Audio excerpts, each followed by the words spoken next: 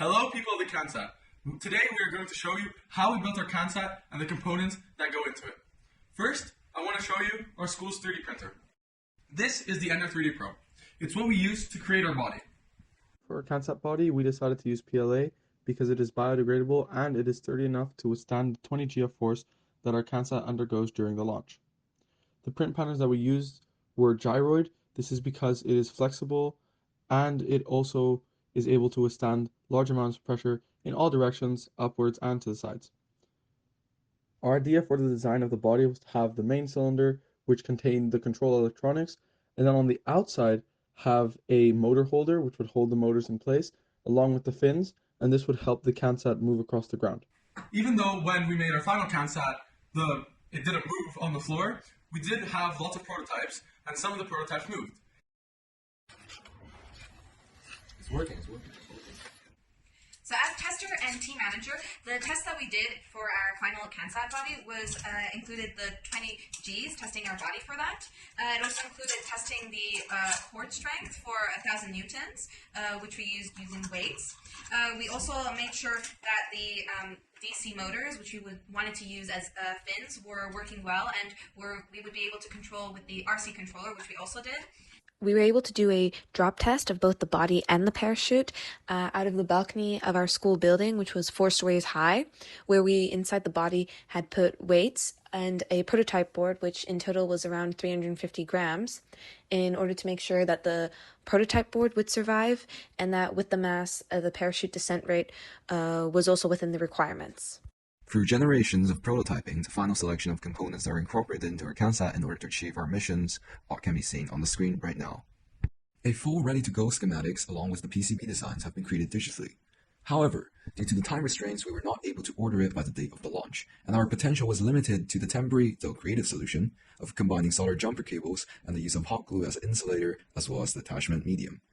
This is the head suspect for CanSat's lack of success in terms of the secondary mission due to the lack of structural integrity the jumper cables provide, and of which is going to be one of the largest problems we as a team will pay the most attention to as a takeaway lesson learned. The main component that we used in order to achieve our secondary mission was the RC controller, which is paired with a receiver on board, which sends a servo signal, which is transferred into the Arduino, which processes it and sends it to a dual motor driver, driving the 2 DC motors on either side of the CanSat, spinning the fins in a wheel-like motion and driving our vehicle-like CanSat forwards. A global positioning system, or GPS, receiver has also been placed on board as the eyes that we will use in order to see where the CanSat actually is and achieve our secondary goal of delivering supplies to a pinpointed position that we aim to. Let's go. Is it getting the location? Yeah, we're getting the launch. Oh, nice. Yeah, I think it requires 3 satellites in order to find our position. So we are in 52.3. Oh, hi, look at our location. The data collected on board is transferred back for the use of APC-20, which is picked up through a Yagi antenna. The string values are separated through commas and converted easily into numeric values, which are graphed in real time and allows for a visual representation of what is actually happening on the CanSat. Hey, I'm Shai. I'm the recovery engineer for the SPAICS Pegasus team, and this is the parachute I designed for our project. It was built around the idea of combining geometrical shapes. I put 8 isosceles triangles in order to make an octagonal parachute.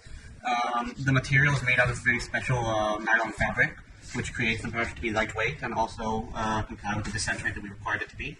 I also attached it with specific rings to strengthen the connection. It's double layered on the sides, and the cables, the nylon cables which we use are used to with the optimal distance, so that the parachute will not be too close to the CanSat, but also will supply enough drag force for it to let the CanSat land safely.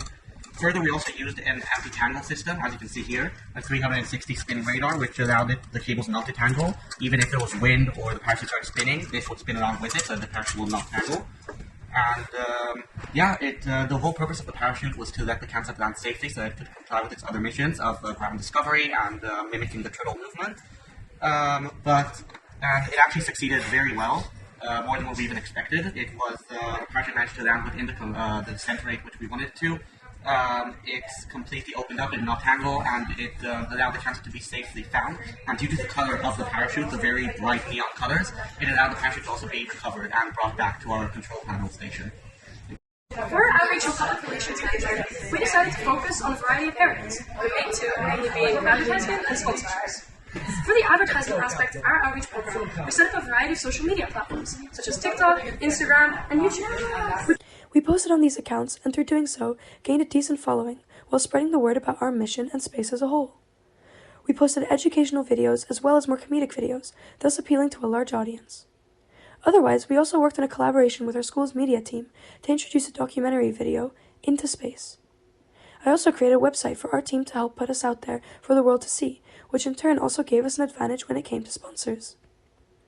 When it came to finding a sponsor, I began by looking at local businesses that focused somewhat on what we were doing. This led to a chosen selection of hardware and technology shops in our area, all of which I contacted but unfortunately either got turned down by or they were not answered.